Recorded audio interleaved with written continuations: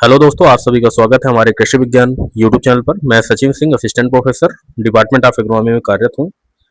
और आज इस वीडियो के माध्यम से जो हमारी सीरीज चल रही है, जहां पे मैं आपको ट्रिक्स, कुछ टिप्स और कुछ आपको कैलकुलेटिव गेस कैसे करना है, ये हम पढ़ूंगे कि आपको तुक्का जब आप मारते हैं, कोई भी क्वेश्चन आपको नहीं आता है, तो आपको किस तरह से मतलब क्या क्या चीज़ों को लेके और किस तरह से आप मतलब उसको सॉल्व करेंगे कि आपको वो सही होने का चांस हो जाता है। इसमें हम मान के चलते हैं, जब भी हम इस अप्रोच से सॉल्व करते हैं क्वेश्चन को, ये मान के चलते हैं कि आपने सिर्फ और सिर्फ जो आपकी बेसिक किताब है, बेसिक बुक है, आपने सिर्फ वही पढ़ रखी है। और आपकी बेसिक किताब में नेमरा फुंडा की किताब हो गई, या फिर अरुण कत्यान की किताब हो गई, या फिर आपकी मालवा की किताब हो गई।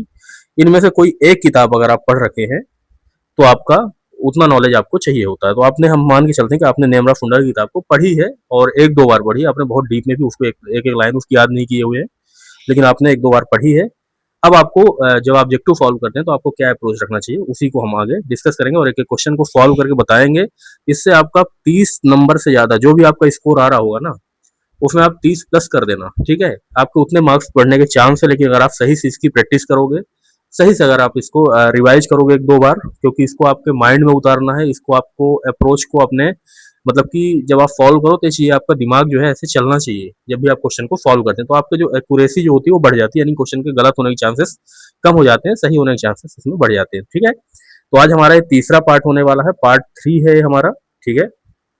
तो उसको आज हम मतलब कि शुरू करते हैं आगे से। तो हमने ऑलरेडी यहाँ पे 20 क्वेश्चन, 21 क्वेश्चन हमने करा दिए हैं। आज हम आगे पढ़ेंगे, 22वें क्वेश्चन से शुरू करेंगे और आज हम इसको 30 क्वेश्चन तक हम सॉल्व करेंगे और देखेंगे कि मतलब हमारे, जब हम सॉल्व करते हैं विदाउट रीडिंग किए हुए क्वेश्चन को, तो किस तरह से हमें सॉल्व करना चाहिए और क्या एक अप्रोच होता है क्वेश्चन को डील करने का, ठीक है। तो शुरू करते हैं। सो दोस्तों, शुरू करते हैं। हमारा 22वां क्वेश्चन है। मैंने ऑलरेडी 21वें क्वेश्चन तक हमने सॉल्व करा दिया है और आपको दिखाया है किस तरह से आप आसानी से उनके आंसर तक पहुंच जाएंगे, ठीक है। अगर आप कॉमन किताब भी पढ़ के गए हैं, कोई भी एक कॉमन बुक, यानी कोई भी एक का मतलब ये होता है कि अगर आपने नेमरा फुंडा की किताब पढ़ी है, या आपने अरुण कत्यान की पढ़ी है, या कि मालवा की किताब पढ़ी है, इनमें से कोई भी एक किताब अगर आप पढ़े हैं तो आप काफी क्वेश्चन आप आसानी से सॉल्व कर पाएंगे, ठीक है। तो हम देखते हैं 22वें क्वेश्चन को, इसको सॉल्व करते हैं। तो इसको सॉल्व करने के लिए आपको ऑप्शन और ऑप्शन को और आपके जो स्टेटमेंट दिए इनको दोनों को लेके आपको चलना पड़ेगा, ठीक है। तो यहाँ पे हम देखिए इसको सॉल्व करते हैं स्मार्ट तरीके से, और आपका टाइम बचना बहुत इंपॉर्टेंट होता है एग्जाम में। तो इस तरह के क्वेश्चन में आपको टाइम बचाना है, ठीक है। तो जैसे आपको मैंने यहाँ पे बोल रहा हूँ कि आपको पता होना चाहिए शुगर केन कैसी क्रॉप है, या आपको एक भी पता है, जैसे आपका राइस में दिया हुआ, rice is a cereal crop, तो पहले का तीसरा होगा, ठीक है। तो इस तरह का आप देखिए, ये पहला वाला हमारा कट गया, तो ये वाला ऑप्शन होगा नहीं। अगर आप देख रहे हैं जूट आपका क्या है, फाइबर क्रॉप है, तो डी का आप देख लीजिए पहला है। तो डी का पहला कहाँ पे दिया हुआ है, आप देखिए, तो डी का पहला यहाँ पे ही दिया हुआ है बस। तो आपका सीधा सीधा आपको पढ़ना ही नहीं है, डी में पहला नंबर कहीं पे दिया ही नहीं हुआ है। तो डी का पहला ऑप्शन कहाँ पे दिया हुआ है, जूट का फाइबर क्रॉप कहाँ पे दिया हुआ है, बी ऑप्शन में ही दिया है बस। तो आपका बी ऑप्शन सीधा सीधा यहाँ पे आपका सही हो जाएगा दोस्तों। और बस इतने में ही आपको क्लिक करके यहाँ से निकल लेना है, यहाँ पे और भी आगे ऑप्शन पढ़ने की जरूरत नहीं है, ठीक है। और ये क्वेश्चन आपका सिलेबस से ही, क्लासिफिकेशन ऑफ क्रॉप से ही पूछा गया है, ठीक है। और ये आपका इजी क्वेश्चन की श्रेणी में आता है, तो आप, हमें लगता है एग्जाम हॉल में आपका ये क्वेश्चन भी सॉल्व हो जाना चाहिए अगर आप कॉमन किताब पढ़ के गए हैं तो। नेक्स्ट क्वेश्चन है आपका, यहाँ पे दिया अगला क्वेश्चन कि गंधी बग जो है आपका, गंधी बग जो कीट होता है, निम्नलिखित में से किस फसल का एक पहचान कीट माना गया है। तो इसको हम क्या बोले, कठिन क्वेश्चन है ये क्वेश्चन, आपको बहुत आसान क्वेश्चन, और आपके कॉमन बुक से ही ये क्वेश्चन आपका पूछा गया है।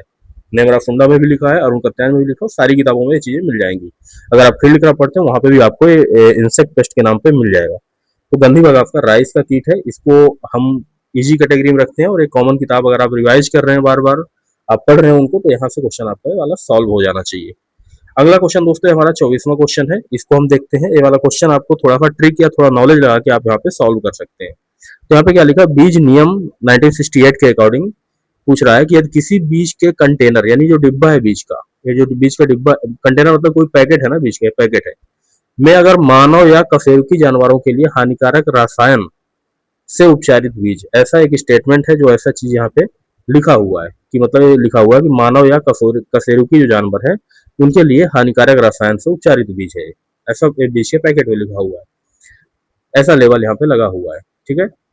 तो इसका मतलब क्या है, ठीक है, निम्न में कौन सा कथन लेवल पर शामिल किया जाना चाहिए, मतलब आपको क्या करना चाहिए अगर आपने पढ़ा ऐसी कुछ बात अगर आपके लिखी हुई कंटेनर में, तो आपको क्या मतलब कि यहाँ पे मतलब कि समझना चाहिए इससे। तो आपको यहाँ पे कॉमन सेंस के बेस में ही इसको मतलब कि सॉल्व करना है। इसके हम इंग्लिश ऑप्शन को देखेंगे सीधा, ठीक है। तो यहाँ पे क्या लिखा है कि यहाँ लिखा है कि seed container contains treated seed, मतलब सीड क्या है, ट्रीटेड सीड है जो कि केमिकल से ट्रीटमेंट किया गया है, और वह केमिकल हार्मफुल है किसके लिए, ह्यूमन के लिए और वर्टिब्रेट्स एनिमल के लिए, कसूरगी एनिमल के लिए। तो आपको क्या समझना चाहिए इससे, तो क्या नॉट यूज फॉर रीसेल, अगर कोई ट्रीटेड सीड है क्या उसको बेचा नहीं जा सकता क्या, बिल्कुल बेचा जा सकता है। आपको इतना पता होना चाहिए कि मतलब उसको बेचा जा सकता है, सीड कंपनी इसको बेच सकती है, आप अपने घर लाए हैं उसको तब भी बेच सकते हैं आप दूसरे फार्मर्स को, ठीक है। ये मतलब कि आपकी कोई भी कंपनी है या कोई भी दुकान है वो बेच रही है इसको, तो क्यों रीसेल नहीं किया जा सकता है इसको, बिल्कुल किया जा सकता है, ठीक है। तो ये वाला स्टेटमेंट आपका यहाँ पे इसके हिसाब से आपका गलत हो जाएगा, रीसेल किया जा सकता है, ठीक है। यहाँ लिखा नॉट यूज फॉर रीसेल।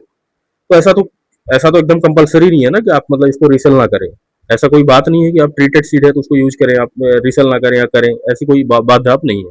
ये वाला क्वेश्चन आपका ऑप्शन गलत हो जाएगा यहाँ पे। नेक्स्ट देखते हैं यहाँ पे for the agriculture use only, तो क्या ट्रीटेड सीड सिर्फ एग्रीकल्चर के लिए यूज होता है, आप सोचो क्या एग्रीकल्चर के लिए बस यूज होता है, आप इसको स्टोर करने के लिए भी यूज कर सकते हैं, स्टोरेज में आपका मतलब कि जो आपका इंसेक्ट पेस्ट है उसको कंट्रोल करने के लिए यूज कर सकते हैं, ठीक है। तो ऐसा भी नहीं कि सिर्फ एग्रीकल्चर के लिए यूज होता है, तो आपका ये वाला ऑप्शन भी गलत हो जाएगा, मतलब ये कहीं और भी यूज किया जा सकता है।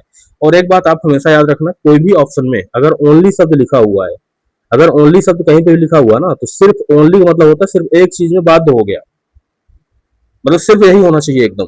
तो ऐसा कभी भी नहीं हो सकता कि ओनली शब्द आपका एक मतलब कि निगेटिव स्टेटमेंट हो जाता है। यहाँ पे ज्यादातर चांस होते हैं कि अगर इस तरह का ऑप्शन आपको दिखता है ओनली लिखा हुआ, तो ये ऑप्शन अक्सर गलत माना जाएगा, ठीक है। आपको याद रखना है इस चीज को, ये वाला एक कॉन्सेप्ट हमारा ओनली वाला है। ज्यादातर चांस है 95% चांसेस है कि इस तरह का ओनली लिखा हुआ ऑप्शन एक्सट्रीम ऑप्शन माना जाता है, और एक्सट्रीम केस में चीजें क्या होती गलत होने के चांसेस होते हैं, और ये ऑप्शन गलत माना जाता है इस तरह का।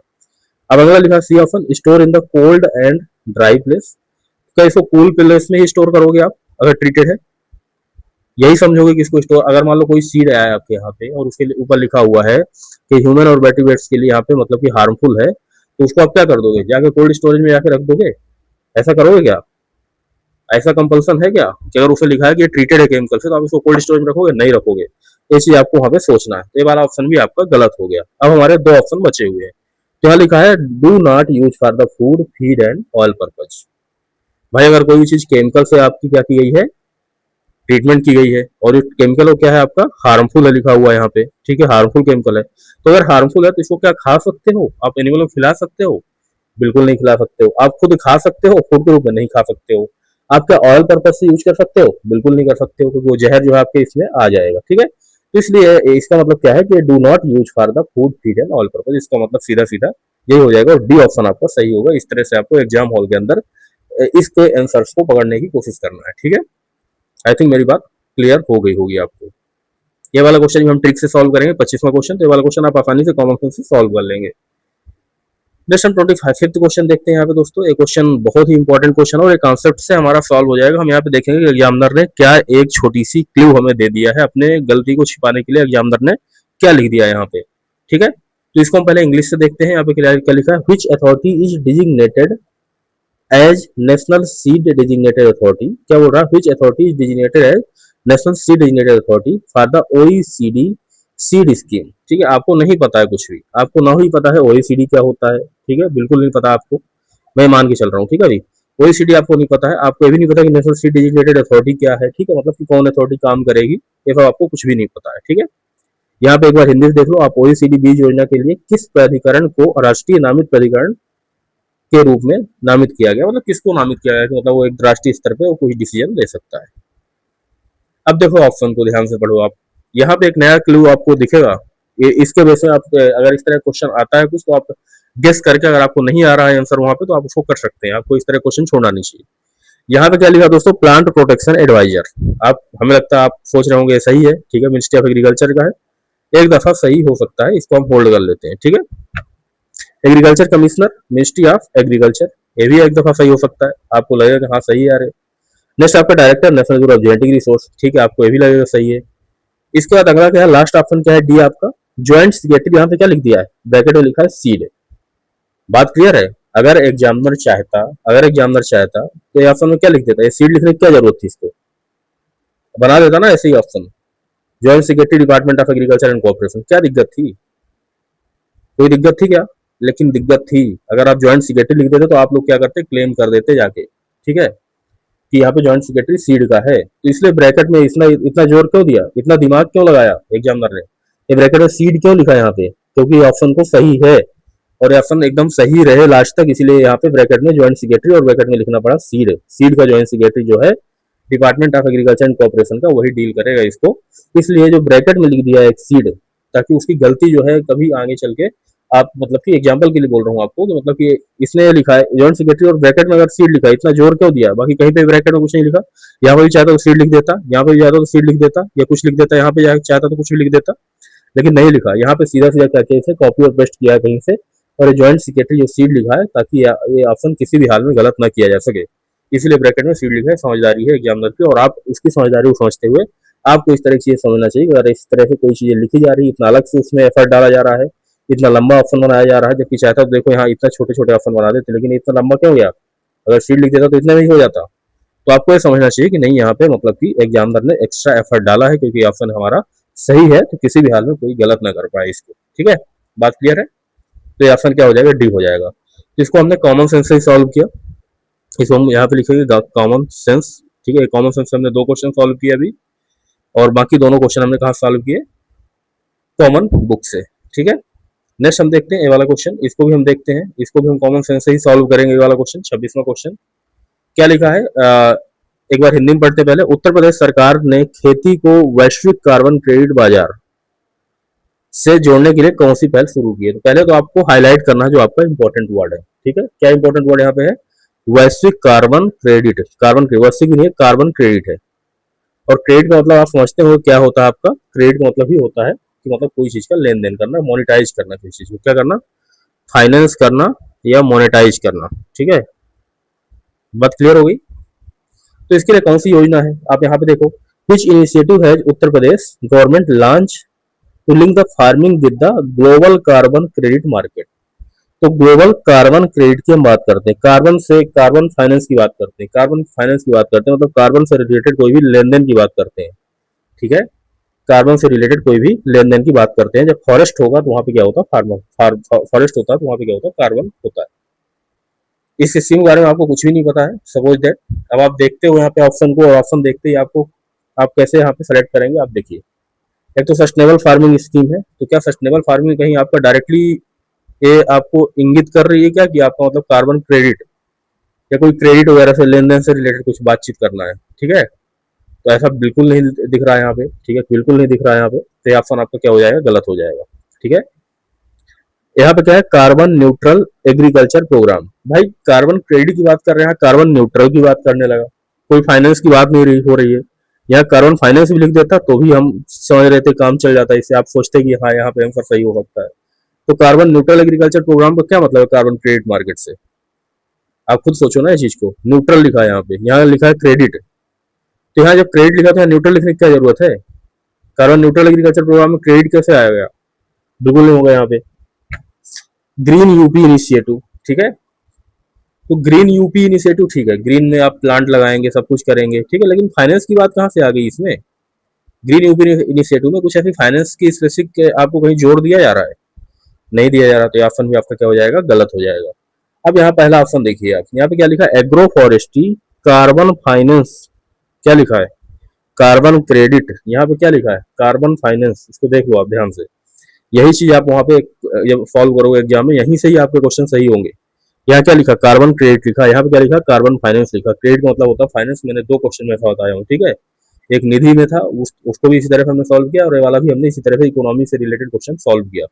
यहाँ पे भी देख लो, कार्बन वित्त लिखा हुआ है यहाँ पे, कार्बन वित्त, कार्बन क्रेडिट, बाजार, बाजार है, बाजार, मार्केट है, यहाँ पे मार्केट की बात चल रही है, तो मार्केट की बात चल रही है तो कुछ फाइनेंस होगा, कुछ पैसे का लेन देन होगा, न्यूट्रल नहीं हो जाएंगे मार्केट में जाके, ना यहाँ सस्टेनेबल फार्मिंग करेंगे मार्केट में जाके। ठीक है, तो आई थिंक आप मतलब इस तरह से आप अपने थॉट्स को डेवलप करेंगे तो आपका आंसर यहाँ पे आप आसानी से सही होगा। एक क्वेश्चन को ही हमने कॉमन सेंस के माध्यम से इसको हमने सॉल्व किया, तो अभी इस वीडियो में 3 हम क्वेश्चन कॉमन सेंस सॉल्व किए हैं। ठीक है, नेक्स्ट आगे देखते हैं। यहाँ पे देख लीजिए आप, रेशम कीट वाला है एक क्वेश्चन, मैं मानता हूँ बेसिक क्वेश्चन है और काफी कॉमन क्वेश्चन है कि कौन सी रेशम कीट की प्रजाति सहतूत रेशम का उत्पादन करती है। तो पहली बात तो आपको मलबेरी जो आपका सिल्क वर्म जो है आपका, खासकर मलबेरी सिल्क जो होता है, उसका बॉटेनिकल नेम पता होना चाहिए, उसका साइंटिफिक नेम पता होना चाहिए, सॉरी। ठीक है। And it is related to extensively for the commercial silk production, सबसे ज्यादा सिल्क प्रोडक्शन के लिए यूज किया जाता है। तो पहली बात तो हाईएस्ट कौन सा कॉटन सिल्क के लिए यूज किया जाता है, हो सकता है इस साल का क्वेश्चन बन जाए। तो आपको बताना है यहाँ पे हाईएस्ट कौन सा, सॉरी कॉटन बोल रहा हूँ, हाईएस्ट कौन सा सिल्क वर्म आपका यूज किया जाता है पूरे इंडिया में। 90% कौन सा आपका, 90% रेयरिंग कौन से सिल्क वर्म की होती है, आपको कमेंट सेक्शन में हमें बताना है। ठीक है, कमेंट में आप हमें बताएंगे। इसका देखो इसको सॉल्व कैसे करना, आपको सिंपल चीज है। आप ज्यादातर कौन सा पढ़ते हैं, आप जब भी आपके टोन में आता है, देखो आपके टोन में क्या आता है, जब भी आप सिल्क वर्म को पढ़ने जाते हैं तो आपके टोन में आता है कि सिल्क वर्म का साइंटिफिक नेम क्या है, बॉम्बेक्स मोरी, बॉम्बेक्स मोरी, ऐसे करके पढ़ते होंगे आप। मतलब आप पहले जब किताब से आपसे कोई पूछेगा कि हमारा सिल्क वर्म का साइंटिफिक नेम बताओ, तो आप क्या बताओगे, बॉम्बेक्स रिसिनिस बताते हो क्या, या कोई और एंथेरा एंथेरा बताते हो क्या, या कोई भी एंथेरिया या फिलोसोमिया, ऐसा कुछ बताते हो क्या? नहीं, ऐसा नहीं बताते हो आप। आपके टोन में क्या आता है, बॉम्बेक्स मोरी आता है। अब एक दूसरी चीज याद रखना, अभी अभी आपका आंसर सही नहीं है, यहाँ पे आपको सही नहीं करना है ऐसे। ये कह रहा है कि मतलब कि मलबेरी सिल्क होता है, चलो ठीक है, आपको ये चीज नहीं पता है मलबेरी क्या है, हम मान लिए कि ये बात नहीं पता है, मलबेरी का नाम नहीं पता आपको। लेकिन आपको यहाँ पे दूसरी चीज लिखी है, extensively for commercial silk production, मतलब बहुत ज्यादा सिल्क प्रोडक्शन के लिए यहाँ पे क्या हो रही है, यूज हो रही है। यहाँ पे देखो क्या लिखा है कि वाणिज्यिक रेशम, मतलब भारत में वाणिज्यिक रेशम उत्पादन के लिए उसका सबसे बड़े पैमाने पर। तो जब भी आप किसी का साइंटिफिक नेम याद करते हैं तो किसका याद करेंगे, जो बहुत छोटे पैमाने पे होता है या जो अच्छे से ह्यूज पूरे इंडिया में ग्रो किया जा रहा होगा। पूरे इंडिया में जिस स्पीसीज को, जैसे सोयाबीन की भी बहुत स्पीसीज है, आप देखिए सोयाबीन की भी 3-4 स्पीसीज मिल जाएंगी, कॉटन की भी 3 से 4 स्पीसीज मिल जाएंगी। लेकिन आप बॉटेनिकल नेम किसका याद करते हो, ग्लाइसिन मैक्स सोयाबीन का याद करते हो। बाकी ग्लाइसिन और भी बहुत सारी चीजें हैं, तो ग्लाइसिन मैक्स है तो बड़े पैमाने में हो रहा है, तभी तो ग्लाइसिन मैक्स को याद करते हो। ऐसे यहाँ पे सिल्कवर्म जो बॉम्बेक्स मोरी है जिसको आप याद करते हो, कॉमन किताब अगर पढ़े होते तो आया होगा कहीं ना कहीं बॉम्बेक्स मोरी रेशम कीट। तो बॉम्बेक्स मोरी आपका क्या है, एक्सटेंसिवली यूज हो रहा है, बड़े पैमाने पे यूज हो रहा है, कमर्शियल तरीके से यूज हो रहा है, इसीलिए इसका फॉर्म साइंटिफिक नेम आप याद करते हो। ठीक है, तो यहाँ पे जो ऑप्शन होगा यही मोस्ट कॉमन ऑप्शन हमारा सही हो जाएगा। बात क्लियर हो रही है, मैं समझाना क्या चाह रहा हूँ, आप समझ रहे हैं कि नहीं समझ रहे हैं? एक बार हमें जरूर अपने कमेंट सेक्शन में बताना मेरे, कि मैं जो समझाने का प्रयास कर रहा हूँ इन वीडियो इन सीरीज के माध्यम से क्वेश्चन सॉल्व करने का, तो आप समझ पा रहे हैं कि नहीं समझ पा रहे हैं। कॉमन सेंस के बेस में भी एक क्वेश्चन, थोड़ा सा नॉलेज प्लस थोड़ा कॉमन सेंस के बेस में वाला क्वेश्चन समझ में आ जाएगा, आपका सही हो जाएगा। क्योंकि आप साइंटिफिक नेम किसका याद करते हो, सिल्क वर्म के नाम से बॉम्बेक्स मोरी का ही याद करते हो। और ये कह रहा है कि एक्सटेंसिवली किसका यूज होता है और कमर्शियल तरीके से किसका प्रोडक्शन होता है। तो भाई साइंटिफिक नेम हम उसी का याद करेंगे ना जो कमर्शियल यूज होता है, जो सबसे ज्यादा एक्सटेंसिवली मतलब बहुत ज्यादा बड़े पैमाने पे, जिसको बड़े पैमाने से हम ग्रो कर रहे हैं, बड़े पैमाने में उगा रहे हैं कोई चीज को। ठीक है, बड़े पैमाने में किसी की खेती कर रहे हैं।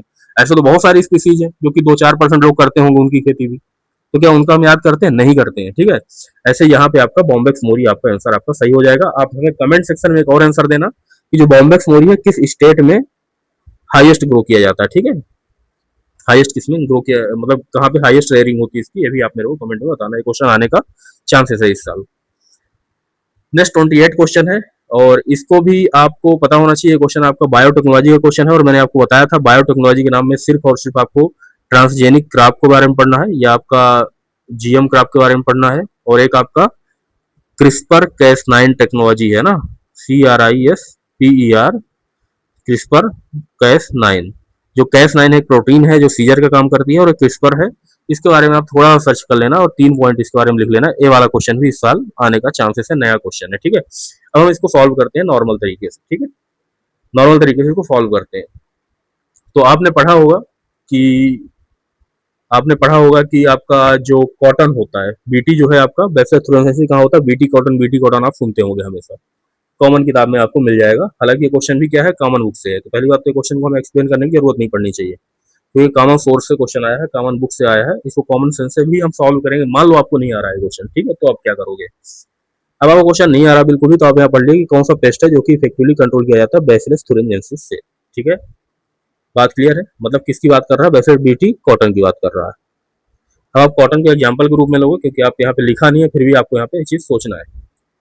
अब कॉटन में सबसे ज्यादा किसका, कैसे, मतलब कि कॉटन में जो भी आपको नुकसान पहुंचाता है कोई भी कीट, तो क्या एफिड आपको नुकसान पहुंचाता है, या माइट पहुंचाता है, या आपका रूट नॉट पहुंचाएगा, ये बताओ आप खुद सोचो कि सबसे ज्यादा नुकसान कौन सा होता है, कौन सा कीट करता है, कौन सी स्टेज में करता है, तो कैटरपिलर स्टेज में करता है। तो इसका भी आंसर क्या हो जाएगा दोस्तों, कॉटन कैटरपिलर हो जाएगा। ठीक है, कैटरपिलर ही सबसे ज्यादा नुकसान पहुंचाता है, और किसी भी क्रॉप में कैटरपिलर का ही रोल होता है ज्यादा। ठीक है, और इसने स्पेसिफिक करके दिया, तो कैटरपिलर आपका मतलब ऑप्शन यहाँ पे सही होने का चांसेस है। ठीक है, तो इसको हमने नॉलेज के बेस में थोड़ा कॉमन सेंस लगा के सॉल्व किया क्वेश्चन को। ठीक है, एक क्वेश्चन आपको एकदम बेसिक किताब से पूछा गया है, हर किताब में दिया है। ठीक है, यहाँ पे क्या पूछा जा रहा है कि who is known as the father of genetics. ठीक है, तो फादर ऑफ जेनेटिक्स का मतलब क्या है, सीधी बात है, यहाँ पे मेंडल हो जाएगा इसका आंसर। ठीक है, और ये क्वेश्चन एकदम कॉमन बुक में कहीं भी आप पढ़ोगे, कोई भी, चाहे आपकी नेम राशि किताब पढ़ोगे, चाहे आप कत्यायन की किताब पढ़ोगे या कि मालवा किताब पढ़ोगे, कहीं पे भी ये चीजें दी रहती है। तो ये क्वेश्चन तो आपका गलत होना ही नहीं चाहिए था। ठीक है, लेकिन फिर भी आप गलत किए होंगे ज्यादा एक्स्ट्रा दिमाग लगा के, वो अलग बात है, लेकिन इसका आंसर आपका नन ऑफ एबव हो जाएगा। ठीक है, क्योंकि मेंडल है इसके, और ये बहुत आप 11th-12th में भी पढ़ते हैं, 10th से ही पढ़ने लगते हैं चीजों को। तो ये क्वेश्चन हमें लगता है आपका बेसिक किताब से आया, तो इसको भी आपको गलत नहीं करना था अगर आपने एक किताब को बार बार रिवाइज करके गए हैं तब। ठीक है, नेक्स्ट अगला क्वेश्चन है यहाँ पे क्या दिया है, what is the underlying principle of zero cold storage. ठीक है, use for the preservation of the commodities. ठीक है, मतलब कोई भी चीज को अगर आपको जीरो कोल्ड स्टोरेज करना है, जीरो कोल्ड का मतलब क्या है, दो चीजें आप समझोगे, अगर कहीं जीरो लिखा हुआ तो इसका मतलब क्या है कि आपकी एनर्जी क्या है, यहाँ पे जीरो लग रही है। क्या लग रही है, एनर्जी आपकी जीरो लग रही है, मतलब कि आपको एनर्जी बिल्कुल लगाना ही नहीं है, इलेक्ट्रिसिटी देना ही नहीं है, आपके घर से बिजली खर्च होना ही नहीं है। ठीक है, आपके यहाँ लाइट नहीं, फिर भी आप क्या कर रहे हो, कोल्ड कर रहे हो चीजों को, ऐसा समझो आप, इसीलिए ये लाई गई थी। देखो ये बच्चा भी यहाँ पे गलत किया है, जिसने भी किया है यहाँ पे हिमीकरण लगा रखा है, ऐसे ही लोग गलत करते हैं क्वेश्चन को ज्यादातर। ठीक है, यहाँ पे क्या है तुम्हारा, नाशवान वस्तुओं के परिरक्षण के लिए शून्य भंडारण का अंतर्निहित सिद्धांत क्या है, शून्य भंडारण किस सिद्धांत में काम करता है। तो अब एक बात समझो, यहाँ पे हम हिंदी और इंग्लिश दोनों लेके चलते हैं। ठीक है, एक यहाँ पे क्या लिखा, विकिरणीय शीतल, यानी कि रेडिएटिव कूलिंग। क्या रेडिएशन देने से कूलिंग होती है, पहले बात तो ये बताओ आप। अगर आप किसी को रेडिएशन दोगे, मतलब मान लो सोलर रेडिएशन दे रहे हो, तो सोलर रेडिएशन देने से क्या कूलिंग होगी, यस और नो, आप बताना मेरे को कमेंट में। सोलर रेडिएशन देने से कभी भी कूलिंग नहीं हो सकती है। ठीक है ना, हालांकि रेडिएटिव कूलिंग एक प्रकार की होती है जिसमें इलेक्ट्रिसिटी द्वारा मतलब कि हम रेडिएशन देते हैं और कोल्ड रेडिएशन देते हैं, कुछ वैसा करके है। लेकिन आप अपना कॉमन सेंस लगाओ कि यहाँ पे रेडिएटिव कूलिंग से, रेडिएशन देने से कभी भी कूलिंग नहीं होती, तो ये ऑप्शन आपका क्या हो जाएगा, गलत हो जाएगा।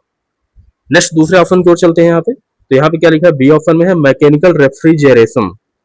तो रेफ्रिजरेशन जो होता है, जो फ्रिज होता है आपके घर में, मैकेनिकल रेफ्रिजरेशन ले लो, कोई फ्रिज ले लो, रेफ्रिजरेटर ले लो, तो उसमें क्या इलेक्ट्रिसिटी नहीं लगती है, बताओ आप, इलेक्ट्रिसिटी लगती है या नहीं लगती है, भाई एनर्जी लगती है ना, यहाँ पे जीरो लिखा है तो, लेकिन यहाँ पे लगी, तो ये वाला ऑप्शन हमारा क्या हो जाएगा, गलत हो जाएगा, क्योंकि जीरो एनर्जी की बात हो रही है यहाँ पे। ठीक है, नेक्स्ट आप फ्रीजिंग देख लो, आपके यहाँ फ्रिज होते हैं घर पे, कोई चीज को फ्रीजिंग करते हो, दूध को फ्रिज करते हो, जो कैन कैन होता है, या कोई चीज को फ्रिज में रखते हो। ठीक है, तो क्या उसमें इलेक्ट्रिसिटी लगती है या नहीं लगती है, फ्रीजिंग करने से इलेक्ट्रिसिटी तो लगती है ना, तो इस तरह से आपको सोचना है, हम सोचने का तरीका बता रहे हैं। ठीक है, तो यहाँ पे भी आपका ऑप्शन क्या हो जाएगा, गलत हो जाएगा। ठीक है, नेक्स्ट लास्ट ऑप्शन आपका डी क्या दिया हुआ है यहाँ पे, इवेपोरेटिव कूलिंग।